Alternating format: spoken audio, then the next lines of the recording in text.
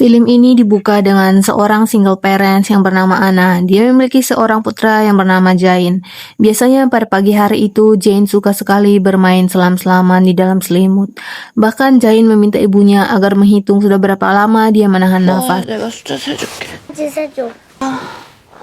Karena ada sesuatu yang aneh, Ana segera melihat keluar. Di luar hujan terus turun. Saat itu Ana merasa jengkel karena Jain terus mengganggu dirinya sewaktu ingin masak. Seperti ibu Genjet pada umumnya, Ana lebih suka makanan instan daripada masakan yang telah ibunya kirim beberapa waktu lalu. Saat itu Ana juga begitu terkejut melihat ada genangan air di dalam rumahnya. Ana mengira bahwa itu perbuatan dari Jain yang lupa mematikan keran. Dan pada saat Ana melihat keluar jendela, yang terjadi adalah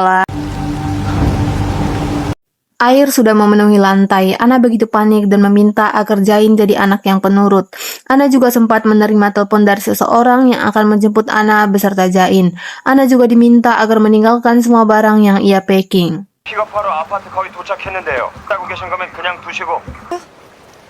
여보세요? Ana segera keluar. Begitu banyak orang yang sudah mengantri untuk naik ke atas. Tapi di sini orang-orang biasanya masih mengantri. Mereka nggak keburu naik, tapi masih berdiskusi. Bahkan ada juga yang mengatakan bahwa ini adalah hukuman dari Tuhan dan mereka harus mencari tumbal. 길이 막힌 것 같은데? Sebagai seorang ibu yang sangat peduli kepada anaknya, Ana langsung memikirkan cara agar menyelamatkan putra satu-satunya. Pada akhirnya, Ana memilih jalan lain. Tapi naasnya, jalan itu yang dipenuhi dengan barang-barang, dan untungnya Ana pun berhasil menaiki lantai atas. 잠깐만 여기 있어봐. 어디 가는 거 아니야.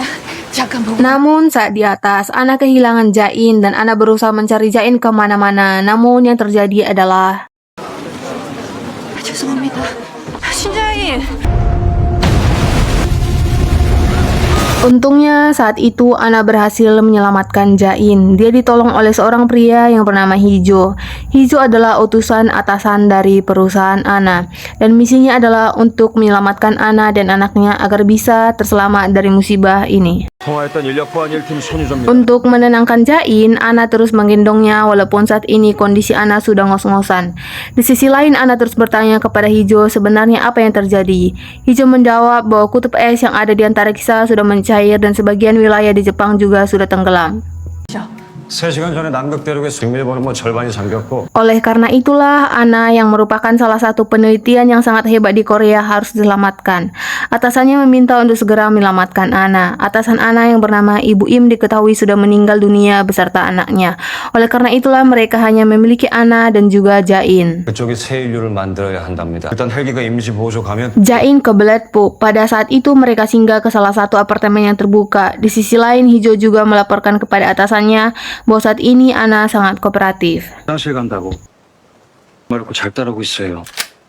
Ana sempat menguping pembicaraan Hijo. Mengetahui handphonenya berfungsi, Ana ingin meminjamnya karena dia mau menelpon ibunya. Setelah itu Ana langsung menelpon ibunya dan ternyata kondisi si ibu juga tidak terlalu baik. Ibunya menasihati Ana agar terus menjaga Jain apapun yang terjadi. Sebelum handphone itu dimatikan, Ana mendengar suara ibunya yang sudah terbawa arus. Sudah terkepung banjir, mereka juga tidak bisa menghindari gas yang mulai bocor di salah satu apartemen dan pasti akan menjalar ke apartemen lainnya. Situasi semakin tidak bisa terkendali saat Jain tidak mau melepas genggaman Ana. Karena Jain terus memberontak, pada akhirnya Ana terjatuh. Lalu ingatan Ana kembali flashback di masa lalu saat dia mengalami kecelakaan mobil dan berujung jatuh ke dalam air. Untungnya Ana selamat. Dia terus menenangkan Jain yang ada di atas dan meminta Jain tidak jauh-jauh dari Hijo saat ini. Ana terus mencoba menaiki lantai atas, tapi pada saat itu dia mendengar ada suara seorang anak gadis perempuan yang terjebak di dalam lift. Ana mencoba untuk menolong dia. Ana sempat mengambil pel, tapi dia mengurungkan niatnya dan kembali lagi ke bawah. Tapi naasnya sudah telat karena air terus naik. Dan di sini Ana lagi-lagi teringat dengan kecelakaan yang terjadi di masa lalu. Ana selamat, tapi anak yang di dalam lift tidak berhasil diselamatkan. Begitu juga dengan suaminya di masa lalu yang juga tidak berhasil dia selamatkan. 자인아, 엄마야. 약 가지고 있죠. 어렸어요? Lalu saat ini Ana terus memeluk Jain yang kedinginan. Ana segera mencari obat dan untungnya ada di salah satu pintu apartemen yang terbuka. 저 진행 중이에요. 잠시만. 정신 차려. 내가 마시자. 자인아. Di masa lalu, Ana mengingat bahwa dia berbicara dengan atasannya yang bernama Ibu Im.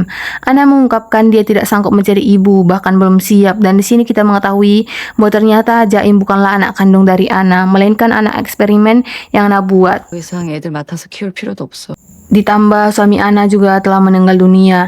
Tentu saja dia tidak bersemangat lagi. Tetapi saat itu Ibu Im menjelaskan bahwa Ana hanya menjaga Jain sampai waktu ditentukan, sampai nanti Jain diambil kembali oleh perusahaan dan dijadikan eksperimen selanjutnya. 그게 언젠데요?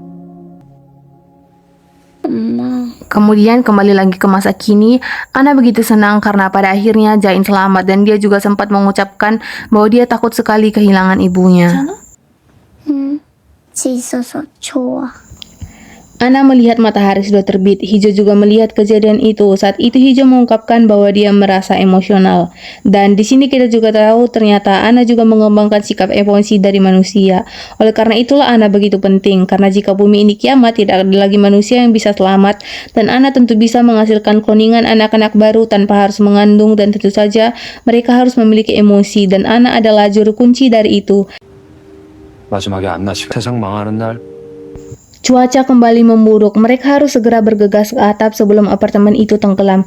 Tapi di tengah perjalanan, Ana melihat bahwa ada seorang ibu hamil yang akan melahirkan. Awalnya Ana ingin menolong, tapi tentu Hijo langsung menolak karena mereka juga memiliki misi masing-masing. 저기 잠깐만 좀 도와주세요. 왜요? 빨리 가야 돼. Ana langsung menurunkan Jain dari gendongannya, kemudian dia langsung meluapkan amarahnya kepada Hijo. Ana mengungkapkan kenapa Jain tidak boleh menaiki helikopter bersamanya, dan Hijo mengatakan bahwa Ana sudah tahu jawabannya dari jauh-jauh hari, di mana itu sudah kesepakatan Ana dengan perusahaan.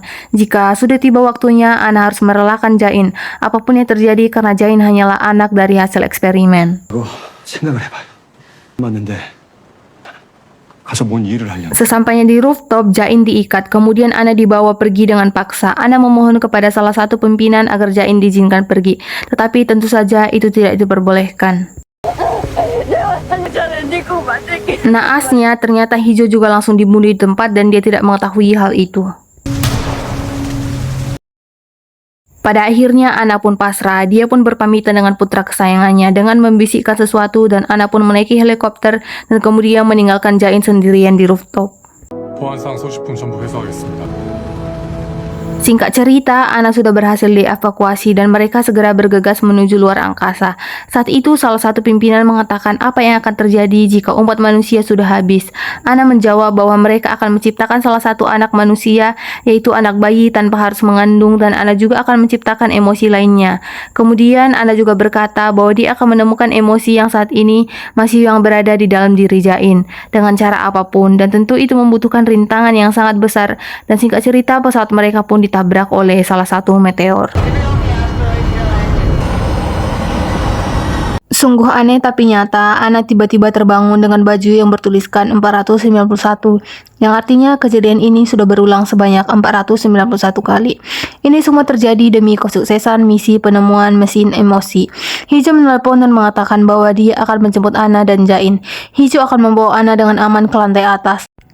Saat itu Ana juga sempat memarahi Jain karena begitu nakal, dan akhirnya Ana memberi pengertian kepada Jain bahwa saat ini mereka tidak lagi main-main dan oleh karena itulah ia tidak boleh jauh-jauh dari ibunya. Kemudian di sini Ana sedikit mengingat kejadian di masa lalu, di mana Ana merasa familiar dengan semua kejadian yang terus dia alami.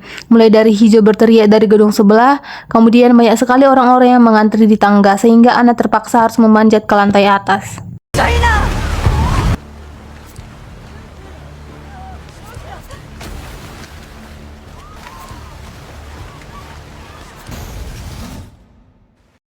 Disinilah Ana sekarang diselamatkan oleh Hijo dengan kondisi yang sudah sangat-sangat sekarat dan tertulis di bajunya angka 787.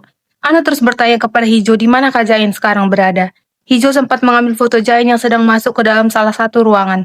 Tapi tentu Ana tidak percaya karena ingatannya di masa lalu. Ana kemudian mengambil salah satu pistol yang ada di tubuh Hijo dan mengancam Hijo. 우리 애 어딨어? 두 번 말 안 해. 만난 적도 없는 애를! Adapun kejadian yang sama kembali berulang dan terus berulang dengan nomor yang ada di bajunya terus semakin naik, bahkan saat ini nomornya sudah ribuan. Ana kemudian bertekad menyelamatkan satu anak perempuan yang terjebak di dalam lift. Ana juga menanyakan apakah dia bernama Jisoo. Ana kemudian mengambil satu tongkat pel dan dia langsung turun dan membuka paksa pintu tersebut. Dan akhirnya Jisoo pun berhasil selamat. Saat mereka berganti baju agar tidak kedinginan, Ana berkata apakah Jisoo mendengar suara anak laki-laki berusia 6 tahun di dalam lift. Lalu Jisoo mengungkapkan bahwa dia mendengar ada dua orang pria yang membawa satu anak-anak dan sambil menyeret sebuah barang. Setelah mendengar hal itu, tentu saja Ana teringat dengan dua pencuri yang sempat dia temui. Ana kembali lagi mengingat kejadian dia di masa lalu yang pada saat itu dia mati karena dibunuh oleh kedua pencuri tersebut. 아니 누구신데 남일의 참견이지? Setelah menghabisi preman tersebut, Hijo langsung mengajak Ana untuk segera bergegas karena helikopter sudah menunggu di atas. Jisoo menolak untuk ikut karena dia lebih suka bersama kedua kakek dan juga neneknya.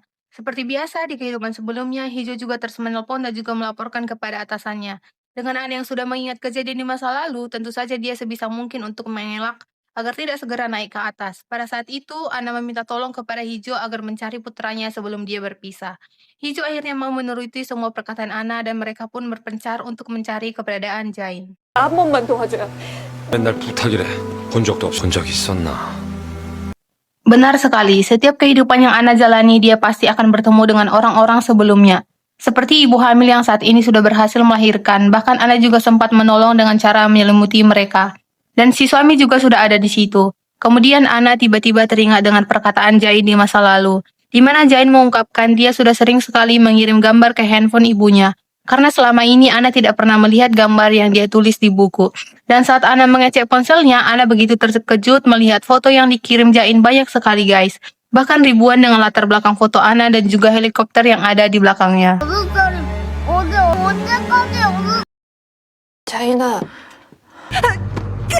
Ana sudah dalam kondisi akan pingsan dan bisa kita lihat bajunya sudah menunjukkan angka 13.417.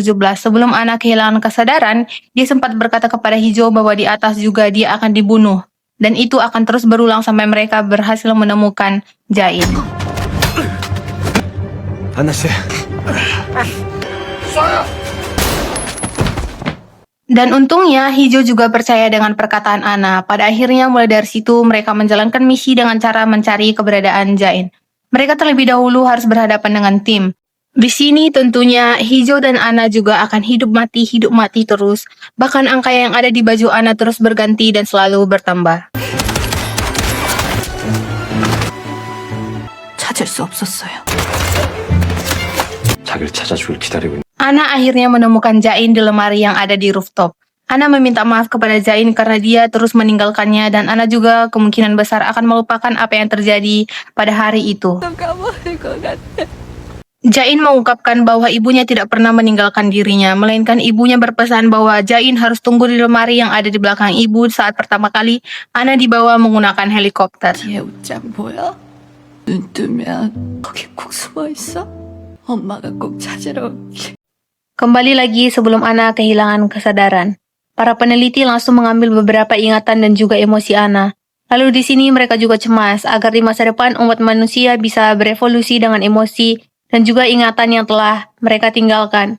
Kemudian di dunia simulasi sekarang, Jain dan juga Ana akhirnya emosinya sudah terpacu satu sama lain di mana ikatan batin mereka juga semakin dekat. Saat itu Ana meminta kepada Jain agar segera melompat ke air dan dia pun akan pasti menyusulnya. 엄마랑 같이 저기까지 수영할까? 너 먼저 출발해. 가, 자인아. 엄마가 꼭 갈게. Dan singkat cerita, pada akhirnya Ana dan juga Jain di masa lalu telah meninggal dunia. Di mana Jain meninggal dunia di bumi sedangkan Ana di luar angkasa. Dan pada akhirnya Ana baik Jain akan tercipta dengan teknologi yang begitu canggih dan sisa-sisa dari emosi baik pun ingatan mereka akan terus ada selamanya. 안 되는 건요? 다 했다. 너 방금 뭐라고 했어? 엄마? 다행이구나.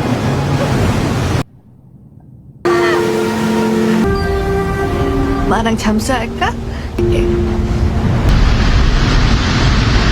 Gimana guys dengan filmnya? Untuk kalian yang nggak ngerti, sini aku jelasin sedikit ya. Jadi sewaktu Anna pergi menggunakan helikopter, di sini di awal itu dia benar-benar sebagai manusia atau Anna asli. Dan pada saat itu Anna sudah terbang ke luar angkasa, dan di luar angkasa terjadi kecelakaan, yaitu dihantam asteroid. Sedangkan untuk Jain sendiri, dia ditinggal di bumi dan tentu sudah meninggal karena air laut pasti akan naik. Sedangkan di luar angkasa, Anna juga sudah sekarat karena pesawat mereka bertabrakan dengan salah satu meteor. Dan Anna juga cukup terluka parah. Oleh karena itulah sebelum Anna ini meninggal, para ahli atau peneliti lain mengambil beberapa emosi dan juga ingatan Anna dari belakang otaknya. Dari situlah para ilmuwan akhirnya mencampur emosi dan juga ingatan Anna maupun Jain. Dan akhirnya Anna yang sudah menjadi simulasi ini, dia hidup di ruang waktu. Ya gitu, untuk mencari keberadaan Jain. Dan tentu gak mudah bagi Anna untuk mencari keberadaannya karena dari awal mereka udah terpisah di antara bumi dan juga luar angkasa. Oleh karena itulah setiap ada beberapa angka di tubuh anak itu, artinya dia sudah hidup di kehidupan simulasi dan bukan di dunia nyata.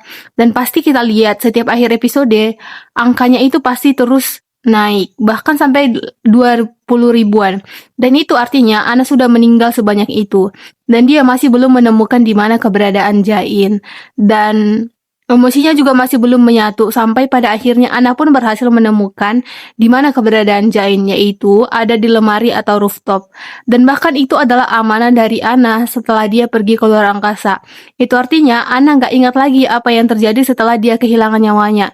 Tetapi berbeda dengan Jain, karena Jain ini awalnya nggak pernah mati.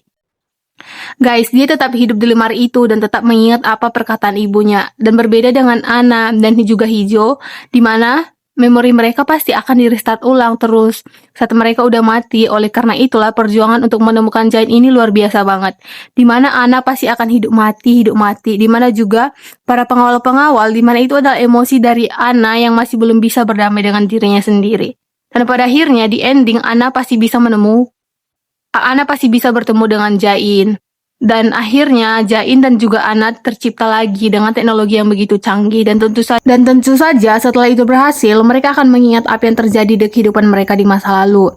Nah, begitulah ceritanya guys. Kemudian bumi pun sudah mulai membaik dan mereka pun akan kembali lagi ke bumi. Nah, gimana menurut versi kalian guys? Boleh banget dong, tolong tulis di kolom komentar. Terima kasih ya udah mau nonton dan jangan lupa subscribe.